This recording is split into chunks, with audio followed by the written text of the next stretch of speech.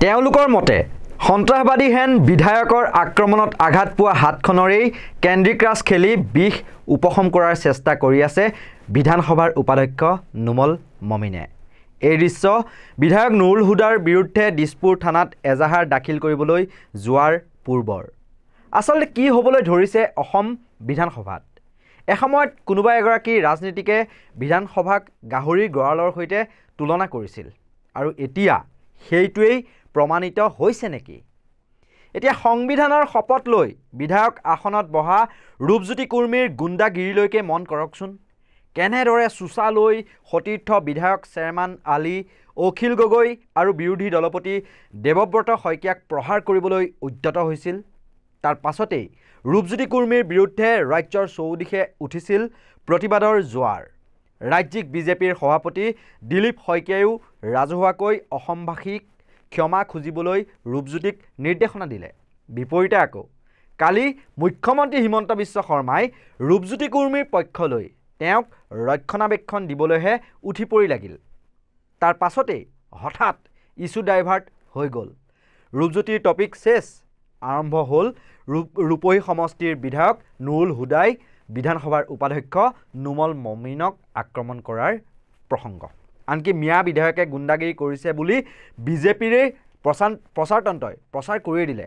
প্ৰথমতে সুস্থ হৈ বিধানসভাত মোবাইল টিপি বহি থকা নুমল মমিনে হঠাতে তেজৰ বিৰিঙি উঠা দেখা পালে তেওঁৰ বাওঁ হাতখনত আৰু লগে লগে বিধানসভা চৌহদত থকা চিকিৎসালয়লৈ গৈ ড্ৰেছিঙো কৰালে আৰু সেই আঘাতপ্ৰাপ্ত সেই বাওঁ হাতখন লৰাই বিধানসভাত কৰি গ'ল ঘটনাৰ বিৱৰণ। ডেপুটি স্পীকাৰৰ দৰ্জাত কলা কাপোৰ পিন্ধি নুৰুল হুদা আৰু তেখেতৰ সতীৰ্থসকলে বাধা প্ৰদান কৰিছে আৰু সোমোৱাত ঠেলে হেঁচাত আমি হাতত দুখ পাইছোঁ। আৰু কি উদ্দেশ্য লৈ পেলাই এইটো তাত প্ৰথমবাৰ আমি আগতেও দেখা নাই।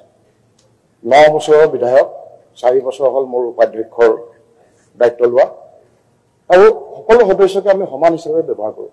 সকলো সদস্যকে আমি সমান হিচাপে ভাবোঁ আৰু সকলোকে মৰম কৰা হয় স্পীকাৰৰ চকীত থকাৰ পৰা। আৰু মনৰ আক্ৰোশ কিবা থাকি যদি সেই গেটত দৰ্জাত আৰু বিধানসভাত সোমোৱাৰ দৰ্জাত আৰু ডেপুটি স্পীকাৰৰ এইটো এটা খুব বেয়া প্ৰেচিডেন্স হৈছে। গতিকে আইডাৰ তাত আমাক চিকিউৰিটি দিব লাগিব তাত সোমোৱাৰ সময়ত, আৰু নহ'লে সেই জেগাত কাৰো এণ্ট্ৰি বন্ধ কৰিব লাগিব। নহ'লে বিধানসভাৰ যদি অধ্যক্ষ আপোনাৰ দুৱাৰতো আজি তেনেকুৱা হৈছে, মোৰ দুৱাৰ মুখতো হৈছে, তেনেধৰণৰ কথাবিলাক খুব ঠিক হোৱা নাই। আৰু ইয়াত মই ট্ৰিটমেণ্টৰ যিটো লগে লগে মই সোমাইছিলোঁ, আহি বহিলোঁ, বহাৰ পিছত দেখিলোঁ হাতৰ পৰা তেজ ওলাইছে। তেজ ওলোৱাৰ লগে লগে মই আমাৰ বিধানসভাৰ ফাৰ্মাচীত গ'লোঁ, গৈ ট্ৰিটমেণ্ট টিটেনাছ টক্সইড ল'লোঁ, ড্ৰেছিং কৰালোঁ, কৰাই পেলাই পেইন কিলাৰ ডিক্লফেনেক ছডিয়াম আৰু পেণ্ট্ৰভাজল লৈ মই আহিছোঁ। কাৰণ সদনটো আমাৰ কাৰণে বহু মূল্যৱান আৰু সেই সদনটো চলিব লাগে আৰু আমিও এই সদনৰ প্ৰক্ৰিয়াত আমি অংশগ্ৰহণ কৰিবলৈ সদায় ইচ্ছুক। কিন্তু সদনত সোমোৱাৰ সময়ত স্পীকাৰ আৰু ডেপুটি স্পীকাৰৰ যদি চিকিউৰিটি নাথাকে তেতিয়াহ'লে সেই সদন কেনেকৈ চলিব? উপাধ্যক্ষ নুমল মমিন ডাঙৰীয়া, যদি আপুনি হাতখন তেজ ওলোৱাকৈ আঘাত পাইছে বা বেণ্ডেজ বান্ধিবলগীয়া পৰিস্থিতি হৈছে যিহেতু, গতিকে হাতখন ইমানকৈ লৰাই নাথাকিব, এনেকৈ বিষাব বেছিকৈ। আৰু যদি মোবাইলত কেণ্ডি ক্ৰাছ খেলেও তেন্তে এই বাওঁ হাতখনে নেখেলিব, বেছি প্ৰেছাৰ নিদিব, সোঁহাতখনেৰে খেলিব মহোদয়। বেছি লৰাই থাকিলে আঘাত পোৱা হাতখন আৰু ফুলি উঠিব পাৰে।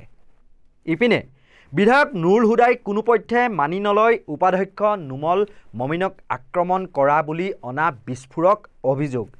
তেওঁ কোৰাণত শপত খাবলৈ প্ৰস্তুত বুলি কৈ নুমল মমিনকো বাইবেলত ধৰি শপত খাবলৈ আহ্বান জনালে। মই 100% বিশ্বাসী যে মই কোনো পাপ কৰা নাই, তেওঁৰ গাত হাত দিয়া নাই।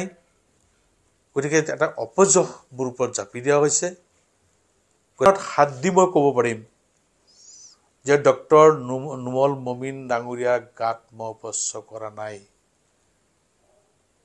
কিন্তু তেখেতে এজন খ্ৰীষ্টিয়ান লোক, তেওঁ খ্ৰীষ্ট ধৰ্ম পালন কৰে, তেওঁৰ এটা ধৰ্মপুথি আছে বাইবেল। তেওঁ সেই বাইবেলত হাত দি ক'ব পাৰিব নেকি মই তেওঁক স্পৰ্শ কৰিছোঁ? নিশ্চয় নোৱাৰে। তেওঁৰ সেই মানসিকতা নকয় কেতিয়াও। গণতান্ত্ৰিকভাৱে আমি এটা প্ৰতিবাদহে কৰিছিলোঁ। মই থিয় হৈ আছিলোঁ, মোৰ হাতত এটা প্লে কাৰ্ড আছিলে, তাত লিখা আছিলে যে বিধানসভাৰ পবিত্ৰ সদনৰ মৰ্যাদা ৰক্ষা কৰক। এই কথাখিনি মোৰ লিখা আছিলে। মই প্লে কাৰ্ডটোত ধৰি লৈ থিয় হৈ আছিলোঁ। সিদিনা ৰূপজ্যোতি কুৰ্মী ডাঙৰীয়াই যি ঘটনা বিধানসভাৰ মজিয়াত কৰিলে, তাৰ আমাৰ বিধায়িনী দলৰ দলপতিয়ে এখন পত্ৰ দিছিলে যে আজি বিধানসভা আৰম্ভ হোৱাৰ আগতে তাৰ এটা উত্তৰ দিব লাগে। সেই উত্তৰৰ কাৰণে আমি গৈছিলোঁ। আমাক আমাৰ বিধায়িনী দলৰ নেতাই দুটা ভাগত দিলে, এটা উপাধ্যক্ষ যোৱা ৰাস্তাটোত আৰু এটা আমাৰ স্পীকাৰ যোৱা ৰাস্তাটোত। আমি ঠিক ৰৈ আছিলোঁ। ৰৈ থকা অৱস্থাত উপাধ্যক্ষ ডাঙৰীয়া আহি চিধা সোমাই গুচি গ'ল, আমাক এটা ঠেলা মাৰি গুচি গ'ল। গতিকে মোৰ তেনেকুৱা কোনো অভিপ্ৰায় নাই বা তেওঁক কোনোবা প্ৰশ্ন কৰা নাই বা তেওঁৰ লগত কোনো বেয়াকৈ মাতো মতা নাই। আমি এটা কথা কৈছোঁ যে বিধানসভাৰ গৰিমা যাতে ৰক্ষা হয়। ইপিনে সমগ্ৰ ঘটনাক লৈ প্ৰতিক্ৰিয়া প্ৰকাশ কৰিছে বিৰোধী দলপতি দেৱব্ৰত শইকীয়াই। প্ৰথমতে সম্পূৰ্ণ সুস্থ হৈ বিধানসভাৰ মজিয়াত বহি থকা উপাধ্যক্ষ নুমল মমিন হঠাৎ কেনেকৈ গুৰুতৰভাৱে আঘাতপ্ৰাপ্ত হ'ল তাক লৈও উদ্বিগ্নতা প্ৰকাশ কৰাৰ লগতে মুখ্যমন্ত্ৰীৰ কাণত ইকানে সিকানে গৈ কেনেকৈ কথাটো পৰিল আৰু কেনেকৈ ৰাজহুৱা হ'ল সমস্ত বিৱৰণ দাঙি ধৰিলে সংবাদ মাধ্যমৰ আগত। মোক আজি চুচৰাই পেলাই অধ্যক্ষৰ দুৱাৰৰ ওচৰৰ পৰা আমাৰ লবিৰ ওচৰলৈকে মোক চুচৰাই আনিছে, চাৰিজনে দাঙি আনিছে। মই তাৰপিছত থিয় হৈছোঁ, পানী এঢোক খাইছোঁ আমাৰ লবিত গৈ, তাৰপিছত মই সোমাইছোঁ। বাই ডেট টাইম মই দেখিছোঁ স্পীকাৰ মহোদয়ে কুৱেশ্যন আৱাৰ আৰম্ভ কৰিলে। প্ৰথম কুৱেশ্যন মোকে মাতিছে আৰু মোৰ কাষৰ ছিটটোত যিহেতু নুমল মমিন ডাঙৰীয়া বহি থাকে, তেখেতে অতি সুস্থভাৱে কোনো শৰীৰত দুখ পালোঁ কেট কুট নকৰাকৈ ধুনীয়াকৈ বহি আছে। অলপ দেৰি পিছত মই কুৱেশ্যনটোৰ অলপমান উত্তৰ দিলোঁ। তাৰপিছত ছেকেণ্ড কুৱেশ্যন আহিলে। সেইখিনি সময়তে দেখা পালোঁ মমিন ডাঙৰীয়াই মোবাইলত কিবা মেছেজ চাই আছে। মেছেজ চাই পেলাই তেখেতে খাপকৈ উঠি গুচি গ'ল। কি কাৰণে গ'ল নাজানো, কিজানি ঘৰুৱা ইমাৰ্জেঞ্চি আহিলে, মই ভাবিছোঁ এনেকুৱা হ'ব পাৰে। গোটেই কথাখিনি আমি নৰ্মেলি লৈছোঁ, তেওঁ গ'ল কিবা কাৰণে গ'ল, স্পীকাৰে সদন চলাই আছে। তাক অলপ দেৰি পিছত দেখিলোঁ পক্ষৰ এজন বিধায়কে মানে সদনত ফুচফুচাইছে, কৈছে যে নুমল মমিন ডাঙৰীয়াক এটেক, কোনোবাই আক্ৰমণ কৰিলে। তাৰপৰা ইকান সিকানকৈ গৈ মুখ্যমন্ত্ৰীৰ মুখেদি ওলালে যে নুৰুল হুদাই মোৰ বোলে নুমল মমিন ডাঙৰীয়াক আক্ৰমণ কৰিছে, FIR দিব লাগে। এই গোটেই কথাখিনি কেনেকৈ ধৰণে হৈ গ'ল, কাৰণ মই মোৰ ভিডিঅ'টো চাইছোঁ, মোক যেতিয়া চুচৰাই আনিলে নুমল হুদা মোৰ পিছে পিছে আহি আছে। মই আচৰিত হৈছোঁ। গতিকে গোটেই ক্লিপখিনি চাব লাগিব, আৰক্ষীয়ে কি তদন্ত কৰিব মই নাজানো। ইপিনে বিৰোধী দলপতি দেৱব্ৰত শইকীয়াই নুৰুল হুদাই আক্ৰমণ কৰা ঘটনাৰ CCTV ফুটেজ ৰাজহুৱা কৰিবলৈ দাবী জনাই বিধানসভাৰ অধ্যক্ষলৈ পত্ৰও লিখিলে। কিন্তু গোপনীয়তাৰ দোহাই দি সেই CCTV ফুটেজ ৰাজহুৱা কৰা নহয় বুলিহে সদৰি কৰিলে আঘাতপ্ৰাপ্ত উপাধ্যক্ষ নুমল মমিনে। কোনো বস্তু ৰাজহুৱা কৰা নাযায়, কাৰণ যিখিনি এছেম্বলিত পোৱা যায় সেইখিনিয়ে ৰাজহুৱা।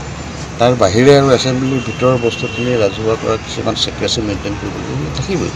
কাৰণ CCTV কেমেৰা আজি কোনোবাই গৈ পেলাই বিচাৰিলে খুজিলে, এইটোতো ৰাজহুৱা হৈ গ'লে কালি চবেই আহি পেলাই ক'ব মোকো লাগে মোকো লাগে। কোনোবাই ক'ব যে মই গেলেৰীত বহিব গৈছিলোঁ, সেইটো ফুটেজো মোক লাগে। তেতিয়াহ'লে আপুনি এছেম্বলি কেমেৰা, এটা পবিত্ৰ সদন, সেইটোৰ প্ৰতি সন্মান সকলোৱে ৰখা উচিত। যেনেকুৱা আমি চেষ্টা কৰোঁ সন্মান বজাই ৰাখিবলৈ। আপোনালোকেও তেনেকুৱা প্ৰশ্নবিলাক সুধিব নালাগে যিটোত আমি বিধানসভাৰ ম্লান সন্মানটো ম্লান। মনত পৰিছেনে সেই এটা সময়ত যে কংগ্ৰেছৰ লগতে বিৰোধী ইণ্ডিয়া মিত্ৰজোঁটৰ যিসকল সাংসদ সেইসকলে সদনৰ গেটৰ সন্মুখত প্ৰতিবাদ কৰোঁতে কেনেবাকৈ জ্যেষ্ঠ বিজেপিৰ সাংসদ এগৰাকী পৰি পেলাই আঘাতপ্ৰাপ্ত হৈছিল, আৰু যিটো ঘটনা ৰাহুল গান্ধীয়ে গতিয়াই প্ৰহাৰ কৰি বিধায়কগৰাকী মানে সাংসদগৰাকীৰ মূৰ ফালি পেলালে বুলি চৌদিশে ৰৌজাল বৌজাল কৰিলে। আনকি প্ৰথম অৱস্থাত সামান্য বেণ্ডেজ লগাই থোৱা সাংসদ প্ৰতাপ সাৰাংগীৰ আবেলিলৈ আৰু নিশালৈ মূৰৰ আঘাতৰ চিনো ডাঙৰ হৈ গ'ল, আৰু বেণ্ডেজো ডাঙৰ হৈ গোটেই মূৰটো ভৰি পৰিল বেণ্ডেজৰে। কিন্তু তেতিয়াও কংগ্ৰেছে CCTV ফুটেজ ৰাজহুৱা কৰাৰ বাবে দাবী তুলি লোকসভাৰ অধ্যক্ষ ওম বিৰলালৈ পত্ৰ লিখিছিল। কিন্তু সেয়াও এতিয়া এই ঘটনাৰ দৰে ৰাজহুৱা কৰা নহ'ল।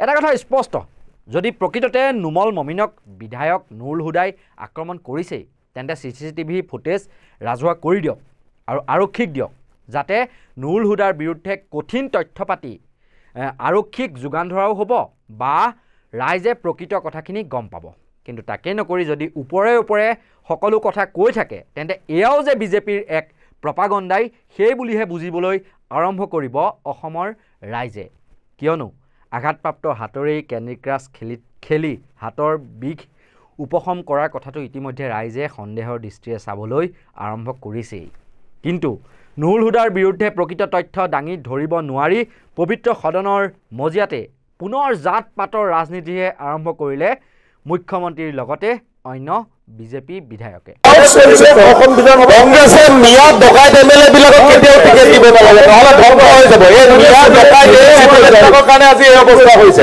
কংগ্ৰেছে ডকাইত এমএলএ বিলাকক জয় আজি এই অৱস্থা হৈছে সবেই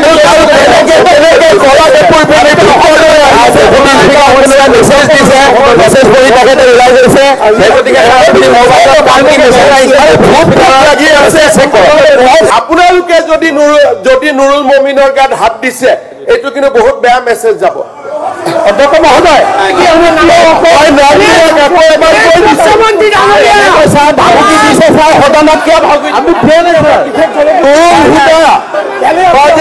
চৌধুৰী কি নাম আছিলে আমাৰ আপোনালোকে যদি গাত হাত দিছে নহয় এইটো বহুত বেয়া কথা আহিব নালাগে মই চাই আছো ন অধ্যক্ষ মানে কোনে কোনে গাত হাত দিছে নামখিনি নুৰুল হুদা ডাঙৰীয়াই সব বিষয়টো উত্থাপন হৈছে সদনত সদনত বহি আছে এইটো বহুত বেয়া কথা হৈছে বিষয়টো উত্থাপন হৈছে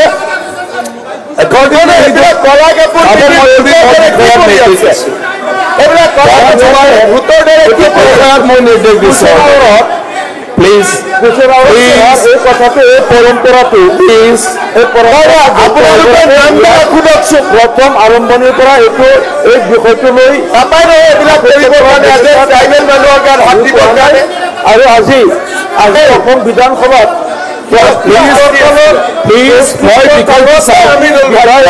নিৰাপত্তা বিষয় কৰিবলৈ এইটো প্ৰশ্নোত্তৰ কালত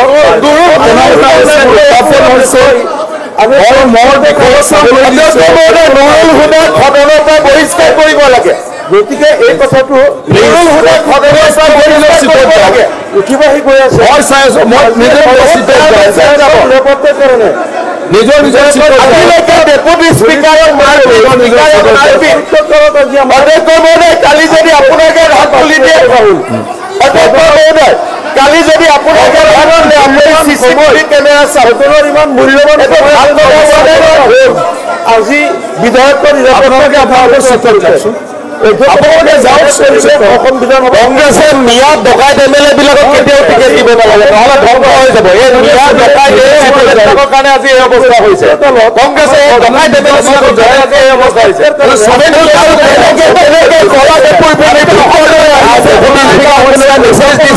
মেছেজ কৰি তাকে ওলাই গৈছে গতিকে